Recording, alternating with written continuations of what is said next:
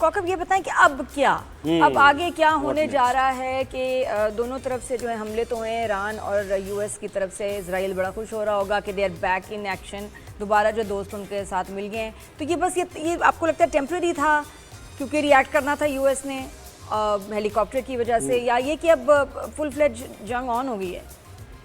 नहीं, मुमकिन अब बहुत कम इस बात के इम्कान हैं कि दोबारा से उसी तरह से जंग शुरू हो जाए, क्योंकि देखिए बहुत फटीग फैक्टर भी है। प्लस यहाँ पे यूएस कांग्रेस ने सदर ट्रंप को मना कर दिया, उनके इख्तियारात महदूद कर दिए कि वो अब ईरान पर दोबारा हमला नहीं कर सकते। अभी इसकी सेनेट से अप्रूवल होनी बाकी है, लेकिन और अभी आपने सुना होगा कि सदर ट्रंप ने ये पहली मरतबा इजराइल की हिस्ट्री में पहली मरतबा हुआ है कि किसी सदर ने इतना खुल के कहा है कि अगर आपने लबनान पे हमले जारी रखे तो हमारे आपके रास्ते अलहदा हो जाएंगे।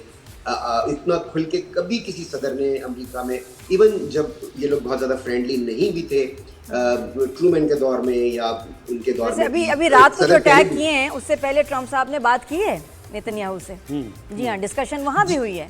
तो ये तो दोस्ती हैं भाई, जी, ये बात दोस्ती तो बड़ी हुई है गहरी है। उनकी। जी, असल में उनके मफादात एक दूसरे से इस तरह से वाबस्ता हैं।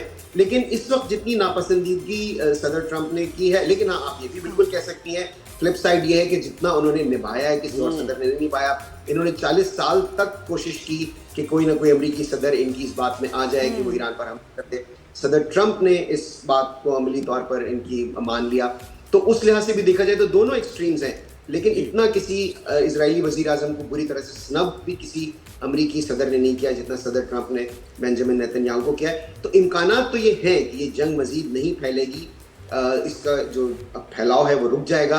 इस तरह के छोटे मोटे वाकयात होते रहेंगे, लेकिन अब किसी बहुत बड़े मतलब हमले की तवक्को नहीं की जा रही। जी जी, थैंक यू।